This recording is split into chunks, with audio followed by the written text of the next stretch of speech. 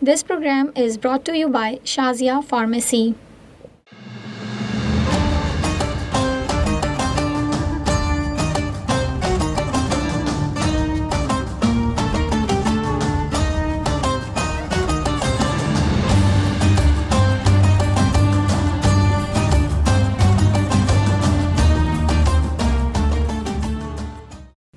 اعوذ باللہ من الشیطان اللعین الرجیم بسم اللہ الرحمن الرحیم الحمد للہ رب العالمین والصلاة والسلام علی اشرف الانبیاء والمرسلین واہل بیتہ الطیبین الطاہرین اما بعد۔ پروگرام رمضان اور خواتین کے ساتھ میں ہوں آپ کی ہوسٹ فضا علی۔ آج اس سلسلے کا 7واں پروگرام ہے اور جس کے اندر ہم جو بات کرنے والے ہیں وہ شاید بہت سی خواتین چاہتی ہیں، بہت سی خواتین کی دل کی آواز ہے، لیکن اس کا حل کیا ہے اس کی تلاش کریں گے۔ یعنی کہ یہ رمضان المبارک جو بہت زیادہ برکتوں اور رحمتوں والا مہینہ ہے کہ جس کے اندر ہر کسی کا دل چاہتا ہے کہ وہ زیادہ سے زیادہ عبادات کو انجام دے، رحمتوں کو سمیٹے، پروردگار عالم کے زیادہ سے زیادہ نزدیک ہو جائے اور کچھ اس طرح سے عبادت کرے کہ عام زندگی سے ہٹ کر وہ عبادتوں کو انجام دیتا ہوا نظر آئے۔ اور ایسے ہی ہوتا ہے کہ ہمارے ہاں رمضان کی روٹین عام زندگی سے بہت زیادہ ڈیفرنٹ ہوتی ہے، کھانے پینے کی، سونے کی، جاگنے کی، یہاں تک کہ عبادات کا انداز بھی عام روٹین سے ہٹ کر ہوتا ہے۔ عزیزان من، ہم دیکھتے ہیں رمضان المبارک کے اندر کہ مسجدیں آباد ہوتی ہیں، گھر روشن ہوتے ہیں، قرآن کی تلاوتیں ہر جگہ ہوتی ہوئی نظر آ رہی ہوتی ہیں۔ ہر کسی کا دل چاہتا ہے کہ زیادہ سے زیادہ اپنے پروردگار عالم کی عبادت کو انجام دے، زیادہ سے زیادہ قرآن پڑھے۔ اسی سلسلے کے اندر ہم دیکھتے ہیں کہ مسجدیں جو شاید عام دنوں کے اندر خالی نظر آتی ہیں، رمضان کے اندر پر نظر آتی ہیں، کیونکہ ہر کوئی چاہتا ہے کہ باجماعت نماز کو ادا کرے، ہر کوئی چاہتا ہے کہ ایک ساتھ عبادات کو انجام دے۔ اور واقعاً سورہ الحمد کے اندر بھی جو کانسیپٹ آیا ہے عبادات کا، وہ کیسا کانسیپٹ آیا ہے؟ ایک ساتھ عبادات کو انجام دینا۔ ایاک نعبد و ایاک نستعین، ہم تیری ہی عبادت کرتے ہیں۔ تو بس یہ لفظ ہم بتا رہا ہے کہ انسان چاہتا ہے کہ ایک ساتھ عبادات کو انجام دے، اور خدا بھی یہ کہتا ہے کہ میں ایک ساتھ عبادات کے انجام دینے کو زیادہ پسند فرماتا ہوں۔ تو اسی وجہ سے ہم نے دیکھا کہ جو ثواب جماعت نماز ادا کرنے کا ہے وہ فرادہ ادا کرنے کا نہیں ہے، لیکن اسلام کے اندر کہاں پر جماعت کو ادا کرنے کو کہا گیا ہے، کہاں پہ فرادہ نماز ادا کرنے کو کہا گیا ہے، اس میں تھوڑا سا ڈفرینس پایا جاتا ہے۔ کس طریقے سے کہ ہم دیکھتے ہیں کہ خواتین زیادہ تر اپنے گھروں کے اندر نماز ادا کرتی ہیں اور مرد حضرات جو ہیں وہ مساجد کے اندر نماز ادا کرتے ہیں۔ اس کے لیے ہمیں تاریخ پر ذرا غور کرنا پڑے گا۔ کیا خواتین مسجد نہیں جا سکتی؟ کیا خواتین مسجد میں نماز ادا نہیں کر سکتی؟ اگر ہم مسجد نبوی میں جا کر دیکھیں، اس مقام پر جا کے دیکھیں، اس دور میں جا کے دیکھیں، تو معلوم ہوتا ہے کہ مسجد نبوی کے اندر بھی بعض جماعت نماز ادا کرنے کے لیے ایک پردہ حائل تھا مابین خواتین اور مرد حضرات، کہ جہاں پہ خواتین آتی تھیں اور بعض جماعت نماز کو ادا کرتی تھیں۔ یعنی کہ اسلام خواتین کو گھر سے نکلنے پر یا جماعت نماز ادا کرنے پر ممنوع قرار نہیں دیتا۔ اسلام چاہتا ہے کہ مرد اور عورت ہر چیز کو شانہ بشانہ انجام دیں، ہر عبادات میں مرد اور خواتین ایک طریقے سے ہم پلہ نظر آئیں۔ اسی وجہ سے رسول خدا کے دور سے ہی مسجد نبوی کے اندر خواتین کی نماز باجماعت کا خاص اہتمام رکھا ہوا تھا۔ بس کیونکہ آج رمضان المبارک کے اندر ہم دیکھتے ہیں کہ خواتین جماعت میں جا کے نماز ادا کرنا چاہتی ہیں، کچھ خواتین چاہتی ہیں کہ وہ تراویح کی نماز بھی ادا کریں، لیکن ہوتا کیا ہے کہ گھر کی مشکلات سے، گھر کے اندر کے امور خانہ داری کی وجہ سے بہت زیادہ خواتین جو ہیں وہ مسجد جا نہیں سکتی، تراویح میں شامل ہو نہیں سکتی۔ تو کیا وہ گنہگار ہو رہی ہیں؟ کیا اگر وہ باجماعت نماز ادا نہیں کر رہی ہیں، تراویح میں شمولیت اختیار نہیں کری، تو کیا وہ گنہگار ہو رہی ہیں؟ ہمیں دیکھنا ہوگا کہ کہاں تک کس امور کو انجام دینے یا نہ دینے سے ہمارے واجبات پہ حرف آ سکتا ہے، خدا کی نافرمانی ہو سکتی ہے، اور کہاں تک ہم کسی عمل کو انجام دیں تو ہمارے لیے کافی ہو سکتا ہے۔ اس کے لیے ہمیں تاریخ پہ ذرا غور کرنا پڑے گا۔ رسول خدا کے خطبہ حجۃ الوداع کے اندر جب آپ حجۃ الوداع کا خطبہ دے رہے تھے تو ایک آیت نازل ہوئی، الیوم اکملت لکم دینکم واتممت علیکم نعمتی ورضیت لکم اسلام دینا، کہ آج ہم نے تم پر دین کو تمام کر دیا ہے اور نعمت کو کامل کر دیا ہے، اور خداوند عالم نے اسلام کو بطور دین پسند فرما لیا ہے۔ تو بس رسول خدا کی زندگی کے اندر ہی جب دین کی کامل ہونے کا اعلان ہو چکا تھا، اب جب رسول خدا کی زندگی میں دین کامل ہو چکا ہے تو بس جو چیزیں جو واجبات رسول خدا کی زندگی کے اندر آئے، نبی کی زندگی تک آئے اور نبی نے ہم تک پہنچائے، ان کو عمل کرنا، اس پر عمل کرنا واجب ہے، اور اگر ہم اس پر عمل نہیں کریں گے تو ہم گنہگار ہو جائیں گے۔ اسی طریقے سے ہمیں دیکھنا ہوگا کہ نماز با جماعت کا حکم کب آیا تھا۔ نماز با جماعت کا حکم مرد حضرات کے لیے، نماز کے واجب ہونے کا حکم مرد حضرات کے لیے رسول خدا کی زندگی میں آیا۔ تو اب کوئی نماز کو ادا نہیں کرے گا تو وہ گنہگار ہو جائے گا۔ اور اسی طرح سے جو تراویح کا حکم ہے، رسول خدا کی زندگی میں کس طرح سے آیا؟ نماز تہجد کی شکل کے اندر آیا۔ رسول خدا نے اپنی زندگی کے اندر 3 دفعہ نماز تہجد کو عشاء کی نماز سے متصل فرمایا، اور کہا کہ اگر کوئی شخص آخری اوقات کے اندر نماز تہجد ادا نہ کر سکے تو وہ عشاء کی نماز سے متصل کر سکتا ہے۔ اسی کو آگے بڑھاتے ہوئے حضرت عمر علیہ السلام نے اپنے دور کے اندر جب دیکھا، ایک دفعہ وہ مسجد کے اندر داخل ہوئے تو دیکھا کوئی کسی گروہ کے اندر بیٹھا ہے، کوئی کسی گروہ کے اندر بیٹھا ہے، کوئی ادھر بیٹھا قرآن پڑھ رہا ہے، کوئی ادھر بیٹھا قرآن پڑھ رہا ہے۔ تو آپ نے ان سب کو جم کر کے کہا کہ آؤ ایک ساتھ قرآن پڑھتے ہیں۔ جو دین رسول خدا کی زندگی میں آیا یہ ہمارے لیے حجت ہے، لیکن اگر اس کے بعد جو دین ہمارے پاس آ رہا ہے اگر ہم اس پر عمل نہیں بھی کر پا رہے تو ہمارے لیے کوئی اشکال نہیں ہے۔ پہلی فوقیت، پہلی افضلیت یہ ہے کہ حد الامکان اس پر ضرور عمل کریں جو رسول خدا سے ہم تک آئے۔ یعنی اگر ہم تراویح پڑھنے نہیں بھی جا سکتے تو یہ نہیں کہ ہم گھر میں بھی تراویح کو یا قرآن کی تلاوت کو یا نماز تہجد کو ادا نہ کریں۔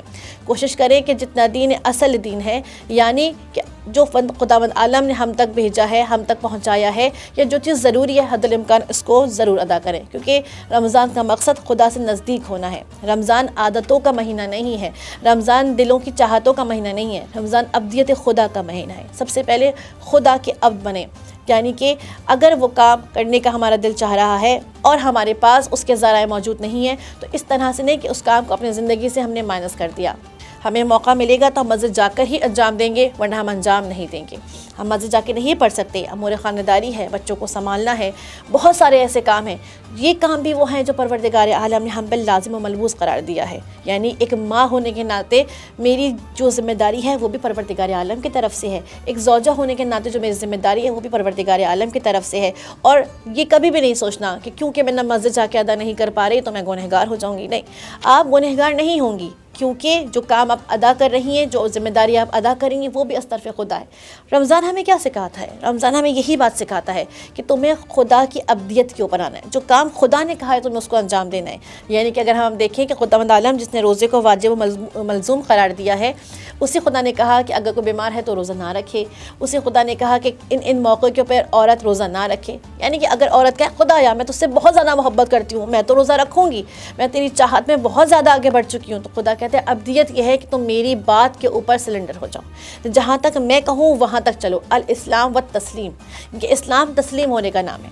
اب خدا نے کہہ دیا اے عورت تو پہلے ماں ہے، تجھے اپنی ماں ہونے کی ذمہ داری کو ادا کرنا ہے۔ روزہ واجب ہے، روزہ رکھا ہے، روزہ کھولنے کا اہتمام کیا ہے، اپنے امورداری خانداری کو تم نے بخوبی انجام دیا ہے، تیرے لیے وہی اجر و ثواب ہے جو مرد کے لیے باہر نکلنے کا جو ثواب ہے۔ چاہے مرد کی لمبی لمبی تہجد کی نمازیں، لمبی لمبی مرد کی تراویح، لمبی لمبی تلاوت قرآن بھی اس اہمیت کے حامل نہ ہو کہ اگر ایک عورت خدا کی رضایت کی خاطر اپنے امور خانداری کو انجام دے رہی ہے۔ لیکن اگر واقعاً انسان اپنے دل میں سچا ہے اور وہ عبادت کو انجام دینا چاہتا ہے تو بس ایسا نہیں کرنا کہ کیونکہ میں مسجد نہیں جا سکی اب میں عبادت کو انجام نہیں دوں گی، خدایا تو نے مجھے اس کاموں کے اندر رکھا ہے، تو نے میرے اوپر ذمہ داری رکھی ہے، اب میں باہر جا کے اس کام کو انجام نہیں دے پا رہی ہوں تو میں گھر میں بھی انجام نہیں دے پاؤں گی۔ خداوند عالم دلوں کے حال سے واقف ہے۔ رمضان خدا سے قربت کا مہینہ ہے، اور واقعاً اگر ہم خدا سے قربت چاہتے ہیں تو بس ہمیں وہ موقع تلاش کرنا ہوگا کہ جس کے ذریعے ہم اپنے پروردگار عالم سے قریب ہو جائیں۔ ہم باجماعت نماز ادا کرنے کے لیے مسجد نہیں جا پا رہے، ہم مردوں کے شانہ بشانہ کھڑوں کے عبادت انجام نہیں دے پا رہے، صحیح ہے، ہمیں کس طریقے سے عبادت کو انجام دینا ہے؟ اگر ہم تراویح کے اندر قرآن پڑھ رہے ہیں، ہم یعنی کہ قرآن سے نزدیک ہونا چاہتے ہیں تو اپنی زندگی کے اندر قرآن کو شامل کرنا ہے، اپنے گھروں کے اندر قرآن کو شامل کرنا ہے۔ اگر ہم چاہتے ہیں کہ خدا کے لیے نماز ادا کریں، نمازوں کو پڑھیں اور سجدوں میں جائیں، تو بس ہمیں نہیں کر پا رہے ہم تراویح کی نماز ادا، تو رسول خدا کی سنت کو تھام لیجئے۔ رسول خدا نے اس چیز کا بہترین موقع کب قرار دیا؟ کہا تہجد کی نماز پڑھنے کے لیے آ جاؤ۔ ایک کام نہیں کر پا رہے ہو تو دوسرا کام کو چھوڑنا نہیں ہے۔ اصل دین، اصل سنت اگر آپ کو لینی ہے آپ رسول خدا کے در پر آ جائیے۔ اگر باہر جا کے نماز با جماعت ادا نہیں کر پا رہی تو اپنے گھر کے اندر جماعت کا اہتمام کریں، اپنے بچیوں کو بلائیں۔ آپ کے مرد حضرات گھر سے باہر جا کے جماعت ادا کر رہے ہیں، اپنے گھر میں اپنی بچیوں کے ساتھ، اپنے چھوٹے بچوں کے ساتھ جماعت کی عادت ڈالیں، اپنے گھر میں ایک جماعت کھڑی کریں، چلو ہم سب مل کے نماز کو ادا کرتے ہیں۔ جیسے کل ہم نے اس بات پہ بات کی، روزہ اہتمام کا نام ہے۔ ایک عورت کا جو کردار رمضان میں نظر آتا ہے، وہ جو اہلت کردار، کل ہم نے بات کی تھی تربیت اولاد کے حوالے سے، جو رمضان میں تربیت دینی ہے اپنی اولاد کو، وہ کس چیز کی تربیت دینی ہے؟ خدا سے مانوس ہونے کی۔ تو پہلا اہتمام جو ذات فاطمہ الزہرا سے ہم نے سیکھا تھا کہ اپنے گھر میں اہتمام کرنا ہے، ایک گوشے کا اہتمام کرنا ہے۔ تو اپنے گھر کو مسجد بنا لیں، اپنے گھر کے اندر نماز با جماعت کا اہتمام کریں، اپنی بچیوں کو اس کی عادت ڈالیں، اپنے بچوں کو اس سے واقف کریں، اس سے مانوس کریں۔ اس سے کیا ہوگا کہ آپ حق رمضان کو ادا کر سکیں گی، اس سے کیا ہوگا آپ مقصد رمضان کو ادا کر سکیں گی۔ اور سب سے بڑی بات یہ جو ہم ہر پروگرام کے اندر بات کر رہے ہیں کہ مقصد رمضان کیا ہے؟ باقی سال کی پریکٹس کرنا۔ مقصد رمضان کیا ہے؟ کہ جو پورے سال کام ادا کرنے چاہیے اس کی پریکٹس کرنا۔ کہ پھر کیا ہوگا کہ شاید وہ لوگ جو آج نماز با جماعت ادا کرنے کے لیے مسجد جا رہے ہیں، وہ نماز کے بعد، رمضان کے بعد نہ جائیں کیونکہ وہ عادتاً جا رہے ہیں۔ لیکن آپ جو اپنی اولاد کی تربیت کر رہی ہیں، آپ نے جس نے اپنی اولاد کے دل میں نماز با جماعت کا شوق ڈالا ہے، وہ کل بڑی ہو کے مسجد کو کبھی تنہا نہ چھوڑے۔ جس طرح سے امام علی نے اپنی وصیت میں مولا امام حسن علیہ السلام سے کہا، خبردار ایسا نہ ہو کہ تم لوگ مسجد کو تنہا چھوڑ دو، مسجد ویران ہو جائے، اور اگر ایسا ہوا تو یاد رکھو خداوند عالم کے عذاب سے بچ نہ سکو گے۔ تو بس ایک عورت کو سب سے پہلے جس چیز پہ توجہ دینی ہے وہ یہ ہے کہ اپنی اولاد کی بہترین تربیت کرے۔ اپنی اولاد چاہے اس کے بیٹے ہوں چاہے اس کی بیٹی ہوں، اس کو اصل دین سکھائے، اس کو بتائے کہ تمہارا حق کیا ہے۔ اگر بچی ہے تو بہترین ماں بنائے، اس کو بہترین تربیت یافتہ با کردار عورت بنائے۔ اگر بیٹا ہے تو اس کو بتائے کہ بیٹا تمہارے اوپر کیا کیا چیزیں لازم ہیں۔ سب سے پہلے اپنے گھر کے اندر اس چیز کو تشکیل دینا ہے، اپنے گھر میں نماز با جماعت کا اہتمام کرنا ہے اپنے بچوں کے ساتھ۔ پھر تراویح کے اندر ہم کیا کرتے ہیں؟ قرآن پڑھ رہے ہوتے ہیں، قرآن سے قریب ہو رہے ہوتے ہیں، قرآن کا اہتمام کرنا ہے۔ قرآن کا اہتمام کس طرح سے کرنا ہے؟ آج امت مسلمہ کا مسئلہ کیا ہے؟ امت مسلمہ شاید حافظ قرآن بھی ہے، بہت زیادہ ہم قرآن بھی پڑھتے ہیں، اصالہ ثواب بھی کرتے ہیں۔ وہ شخص جس نے ساری زندگی قرآن نہ بھی پڑھا ہو، جیسے ہی اس کا انتقال ہوتا ہے سب سے پہلے قرآن پڑھنے کا اہتمام کرتے ہیں۔ درست ہے، اہتمام کا ہے، ثواب ہے، لیکن مشکل کیا ہے؟ مشکل یہ ہے کہ ہم قرآن کو ترجمے کے ساتھ نہیں پڑھتے۔ یہی وہ المیہ ہے کہ آج ہماری قوم انتشار کا شکار ہے، آج ہماری قوم فرقہ وارانہ مسائل کا شکار ہے۔ اگر ہم اس قرآن کو ترجمے کے ساتھ پڑھیں، اس قرآن کو تفسیر کے ساتھ پڑھیں تو امید ہے کہ بہت سارے مسائل حل ہو جائیں گے۔ رمضان ہمارے پاس دوسری فرصت طلائی ہے، ایک گولڈن ہمارے پاس پیریڈ ہے کس چیز کا؟ کہ قرآن کو سیکھیں اور قرآن کو سمجھیں اور سمجھ کے پڑھیں۔ اپنے گھر میں پڑھیں، تھوڑا سا پڑھیں، کم پڑھیں، ترجمے کے ساتھ پڑھیں۔ اس چیز کا غم منانے سے قاصر ہو کر کہ صحیح ہے میں ایک عورت ہوں، میرے پاس بہت زیادہ ذمہ داری ہے، میں باہر جا کے جماعت کے ساتھ نماز ادا نہیں کر سکتی، میں مغرب عشاء کی نماز کے لیے باہر نہیں جا سکتی، صحیح ہے میں اپنے گھر میں بیٹھ کے اپنی بچیوں کو اس کی عادت ڈالوں گی، میں تراویح کے لیے باہر نہیں جا سکتی، کوئی مسئلہ نہیں ہے، گھر میں قرآن کی تلاوت کا اہتمام کروں گی۔